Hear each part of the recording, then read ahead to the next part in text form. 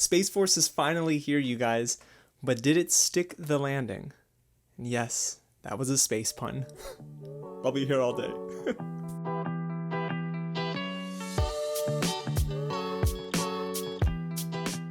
What's going on, you guys? James here with another real review, and today I'm talking all about the highly anticipated Netflix original series Space Force, starring Steve Carell from showrunner Greg Daniels, who worked with Steve Carell in creating The Office here in the US. I am so hyped for this. If you guys missed it, I reacted to the trailer and I was cracking up. And let me tell you guys something. Those laughs carried over to the final product. Now, before I get into what I loved and what I didn't really like about Space Force, because yes, it's not perfect, you guys.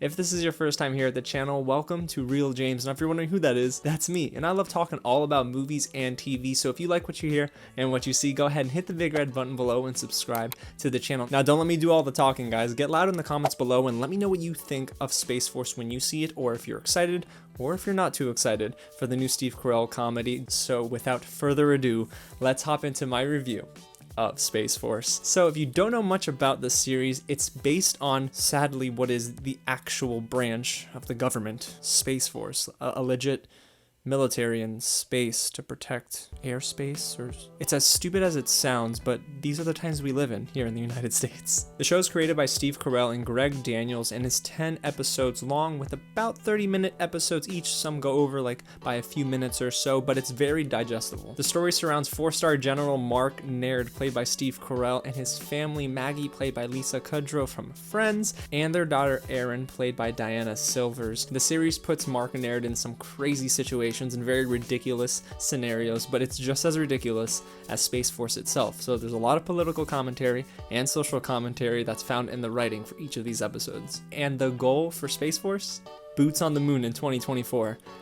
Boots on the moon. You're gonna hear that phrase a lot in the earlier parts of this season. It's definitely pretty funny, but also very sad that we live in a time like this. So immediately the cast jumped out to me. Even in the trailer, some of the faces that I saw, I mean, I am just so surprised Greg Daniels and Steve Carell were able to get everyone together for this, because it is just a fantastic display of comedic genius in one room. And some of the acting, even outside of the comedy, is decent. So let's go through the cast, which is actually the top of the list in terms of the positives. So you have Steve Carell, who's really the glue that holds everything together. I love his comedic timing. If you've watched The Office or seen him in any movie, you understand what he can bring to the table, and here he delivers 110% of the time. And let me tell you guys, some of the nuances for Steve Carell's character are just out of this world. His minor facial movements or just expressions really just made me laugh, almost to the point of tears. But I can't lie to you guys, the scene stealer here for me in Space Force is John Malkovich's character,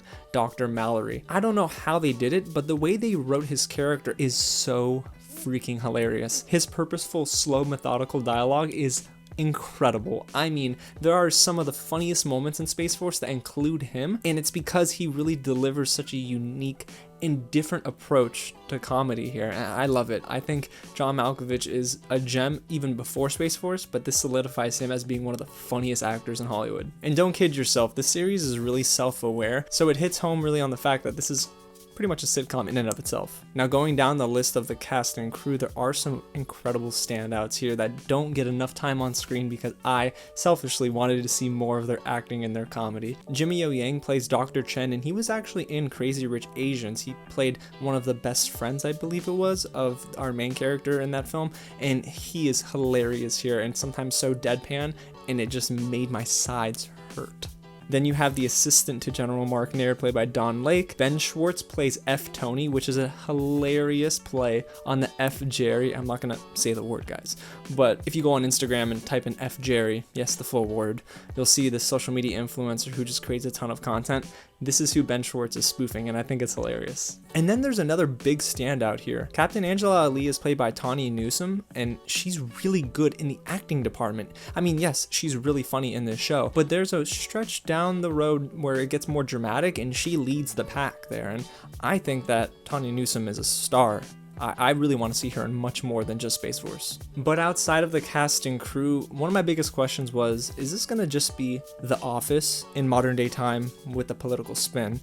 And it wasn't, thankfully. Now that's both a good and a bad thing, and we'll touch up on why it's a bad thing later on in the review, but yes, Greg Daniels and Steve Carell come up with something unique here, and that's special. Now I really do like how the writing sometimes will build relationships with different characters over the course of the season. Sometimes it works and sometimes it doesn't, but there are some relationships that I really found myself enjoying throughout the course of 10 episodes. You have Jimmy O Yang and Tawny Newsome, and I think their friendship and their chemistry is so great together. There's this hilarious sequence in the car, and when you see it, you'll know what it is, and I thought it was just great. And then there's even Aaron and Angela and their relationship, even though it doesn't kind of go past a couple of episodes that I felt was pretty charming. But the one you pay attention to throughout the entire season really is that father-daughter bond between General Mark Naird and Aaron. Now, I do believe Diana Silvers, who plays Aaron again, is getting the short end of the stick here. The writers gave her some situations that sometimes were pretty clever and most times didn't really hit the mark and were just really forgettable. There's this one situation that they set up for Diana Silvers that unfortunately just sets her up to fail. Her character makes a joke about an inmate's daughter and just assumes this black inmate's daughter is a meth head, and I think that's kind of the wrong approach. They tried to be a little edgy, and this is where the series starts to dip in quality for me, but we'll get into that in the negatives. Now, we just talked about the writing, so let's move on to another technical aspect of Space Force that really hit the mark for me, and that's the filmmaking. I thought that they succeeded in the cinematography, the shot selection, and just the transition between scenes felt almost cinematic. Now, I do think that the production value that they threw in here, all the money that Netflix definitely was able to give to Greg Daniels and Steve Carell, allowed for some of these scenes to look really good. Like there's one in space with a chimp and a dog, and they're both CGI'd, of course, and it looked really smooth. And I think that's because of the runway they were afforded here. They were given a lot of time to work on Space Force, and they really nailed it in the technical department. Let me tell you guys, when this show really is at its highest peak, I was hurting. Like, I was literally keeled over because of how much I was laughing. I think I might have actually started wheezing because, you know, your boy's asthmatic. Now, I know I said earlier that this isn't The Office, and that's a good and a bad thing. The reason why it's bad is because in The Office, they were able to capitalize on drama, and Greg Daniels was able to work with the cast, crew, and writers to get a very likable cast of characters that you're going to want to love and root for all the way through. Here, yes, you do love most of them, and some you just kind of like. The thing is, when they get into the drama for the final 2 hours of this season, it doesn't necessarily work. Even some of the storylines were abandoned here, and I thought that you found the strengths of Space Force in episodes 1 through 6, but then 7 through 10 were just really hard to get through because it's a departure from what you're used to seeing earlier in this season, which is comedy coming at every single angle. And then when you come down from that and you're kind of focusing more on story, it's very hit and miss. You also find a majority of the lazy writing here towards the end, so almost everything that I didn't like about Space Force is found at the end, that last chunk. And what stinks is that really it went from great to very good to sometimes good, then back to very good again. It never got back to that elite status that you found earlier in the season. And then there are some jokes, guys, that just run on for way too long.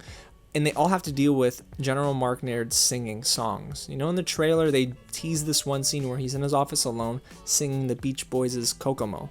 And yes, it's a recognizable song, and at first it was kind of funny, but then it just lasts too long. But as long as it lasts in the trailer is as long as it lasts in that episode in the season, and it just didn't work. It was just very unfunny, and they happened to write 2 more scenes just like that. Now, not the Beach Boys again, but just 2 other songs. And you just start to sigh and think, did they just run out of material here? Or are they really trying to make you laugh by just repeating it and repeating it, and hopefully you'll find it funny at the end? So overall, is it great? It was. Episodes 1 through 6, again, were out of this world. It was an A+ show.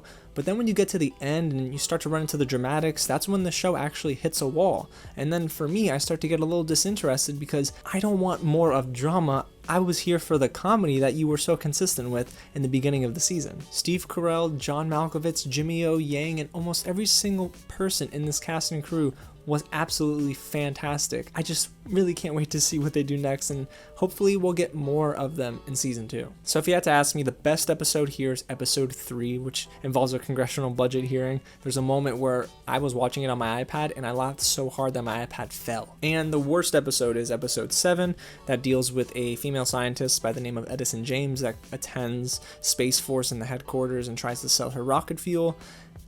The premise is promising, but I'm not gonna lie, that was the start of that downhill run for Space Force. Well, there you have it, guys. That's my review and breakdown of Space Force Season 1. I'm so excited to hear what you guys think, so go ahead and sound off below in the comments, like this video, and share it with your friends. Again, guys, Steve Carell and Greg Daniels are geniuses, and this is still a very good comedy series that is well worth your time. Now, if you haven't already, go ahead and hit the big red button below and subscribe to the channel. We're almost at 2,000 subscribers. I'm so thankful for you guys. We're just climbing and going up and up the ladder, and it's all because of your guys' support. Alrighty, guys, I'm gonna go apply to Space Force and see if I get in. Thanks so much for watching, and I'll catch you at the next screening.